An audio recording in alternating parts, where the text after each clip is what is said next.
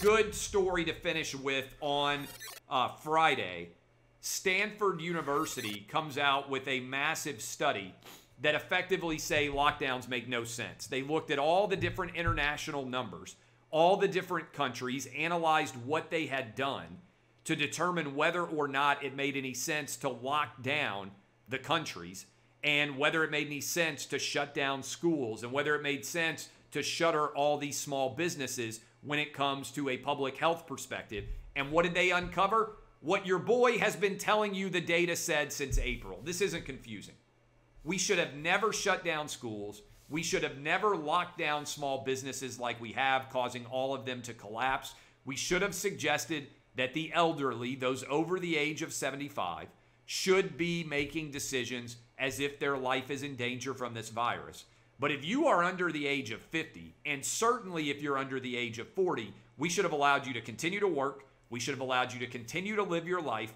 And we should have asked you to restrict your access to elderly people or people with suppressed immune systems to the best of your ability. This was not a one-size-fits-all policy because the virus has different impacts on different ages. Kids are under much greater danger from the seasonal flu than they are from COVID. This is, I believe, the most tragic failure of American public policy since Vietnam. There was no justification to shut down schools. God forbid there's any reason for them still to be shut down now. And all of the small business owners who lost their jobs, it makes absolutely no sense, the decisions that they have made. And so this study just confirms what I've been telling you the data said for months. We need to be open back up. We need to be living our life without fear, especially if you are young.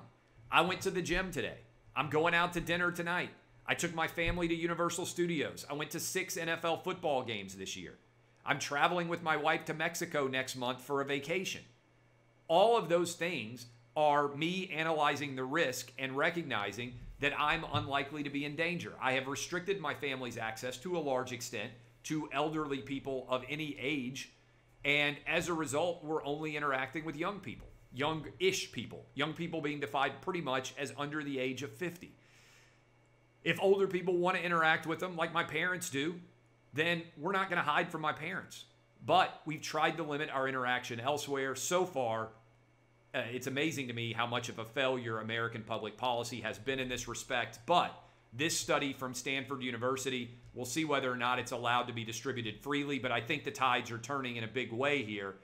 New York Governor Andrew Cuomo came out and basically said we can't lock down anymore. The mayor of Chicago, who's a Democrat, Lori Lightfoot, came out and said that the lockdowns of restaurants and bars don't make sense in Chicago. And you're starting to see this, hopefully, switch away from being a partisan issue.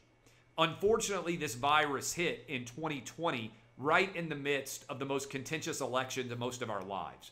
And as a result, the virus became intensely political in a way that you couldn't even talk about what the data said without being accused of wanting everybody to die. The Coronabros were wrong, okay? They were wrong about lockdowns. They were wrong about schools being shut down. They were wrong about everything that they have argued in favor of. The data is now coming out, and even the king of the Coronabros, Andrew Cuomo, is now saying, you know what, we can't lock down anymore because he's recognized there's no health benefit and all you're doing is destroying the economy. This is why I argued for sports to be played. This is why I have argued for kids to be back in school. This is why I have gone to the mat sharing facts and data with you on a day-to-day basis because our country got this wrong. And one reason I think our country got this wrong is because I don't think the marketplace of ideas worked efficiently and effectively because so many people were out there screaming all you want. You're rooting for people to die if you're not saying you have to go stay in your basement for the next 10 months. No, everything in life is a balancing act. And what we should have done is balance risk factors, exactly what I've been doing in my personal life. Balance your risk factors. I'm 41 and otherwise healthy. I'm not in danger from a percentage basis from the coronavirus. Neither are my 3 young kids. Neither is my wife. So our family has lived our life as we would normally live our life. And I wish that more people had done the same. I'm hopeful that as we move into the spring and now that the election is over, that rational public discourse and thought is going to prevail. I'm not confident that's going to happen, but I'm going to keep fighting the battles for the First Amendment and for the marketplace of ideas at OutKick. If you want to join me in that battle, you need to be at OutKick.com/VIP.